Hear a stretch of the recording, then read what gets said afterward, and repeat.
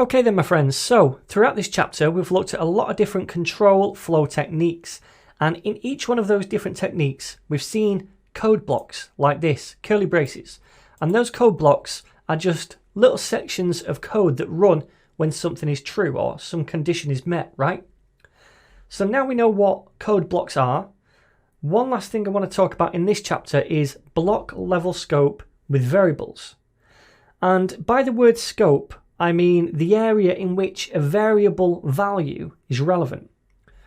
So I already have this if statement right here. What I'm also going to do is create a variable. So I'm going to say let age equal to 30.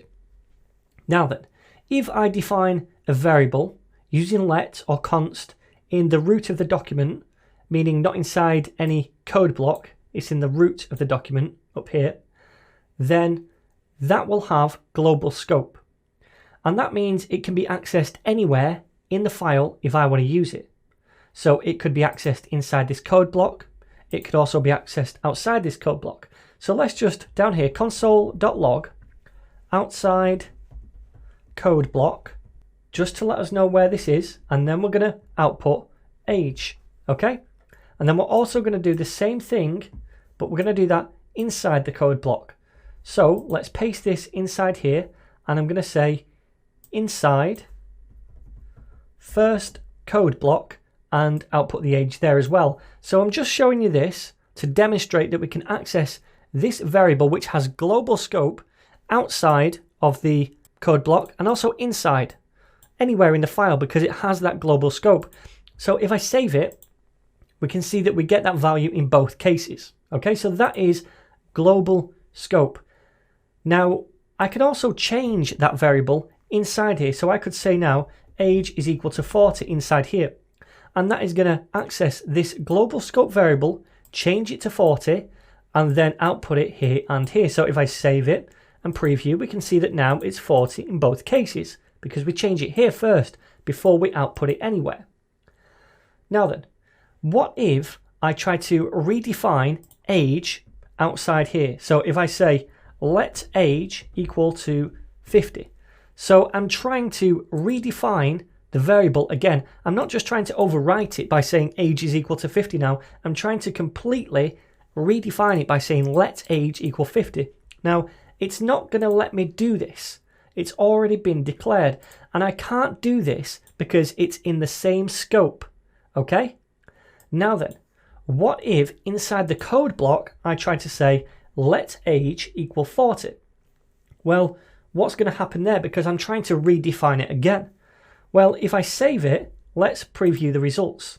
So we see inside the first code block, we get 40 for the age, and outside the code block, 30. So firstly, most importantly, we don't get an error. So we are allowed to do this. We're allowed to redefine the variable inside a code block, even though it's got the same name.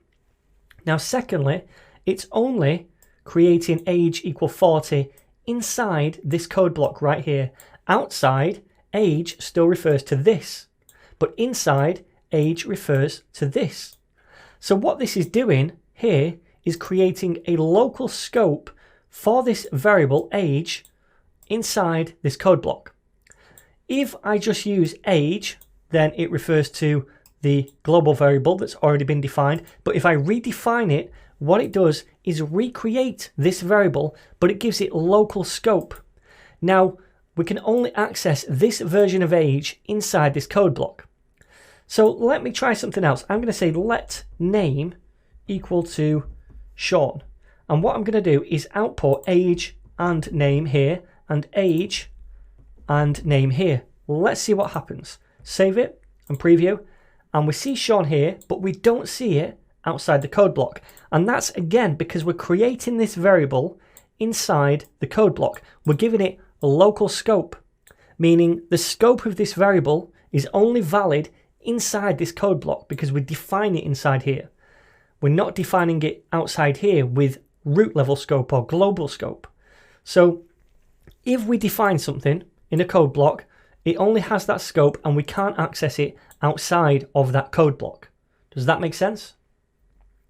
Okay, this is also true for nested code blocks. And by that I mean if we had some other if check in here, So we'll just say if true so that it does fire. This is a nested code block. We have a code block nested in another block. Now inside this code block, what if I try to access age? Let me console.log first of all, and we'll say inside second code block, and spell this correctly, we'll output age. So what value do you think we're going to get here? Because we've defined it here, but we've also defined it here locally. If we save it and preview, we can see inside the second code block, we get 40, which is the value we defined in here. So what it's doing is taking the most recently defined value. So the value whose scope is most immediate outside of this code block. If this wasn't here, then it would take this value. I can demo that, save it, and we can see 30. But because we've redefined it inside this code block, and this code block right here is all of here, this is the scope of this variable now, all of this code block, including this stuff in here, it means that inside this code block, when we use age, it gets this value. Okay then, so what if I try to say then, let age equal to 50 inside this code block? Well, again, we're creating a new variable with local scope, but this scope is only valid inside here. So we're not overwriting this one right here, we're creating a new local one with local scope inside just this code block. So if I save it now and preview, then we should see 50 inside the second code block, okay? Now, so far we've just used let, but the same would be true if we used const. So let me just now change all of these to const. I'm just going to place my cursor in front of all of those and change them all to const and save it. And we're going to see exactly the same results. Obviously, we can't change constants, so we couldn't later on say something like age is now equal to 35, because once we define a constant, we can't change them. But the same rules of scope apply to const as they do to let variables. So this idea of block scope is one of the main advantages of using let and const instead of the older var keyword, because when we make a variable using var, it ignores block scope. So we could have a variable defined, down here. Let's just say var test is equal to hello, and we can then access that outside down here. So we could say test, and that would work. So even though it's defined inside this code block, it's not given block scope, whereas these things are once we create them, okay? So that is one of the main advantages of using let and const, because a lot of the time it's useful to declare a variable that is only used inside a code block.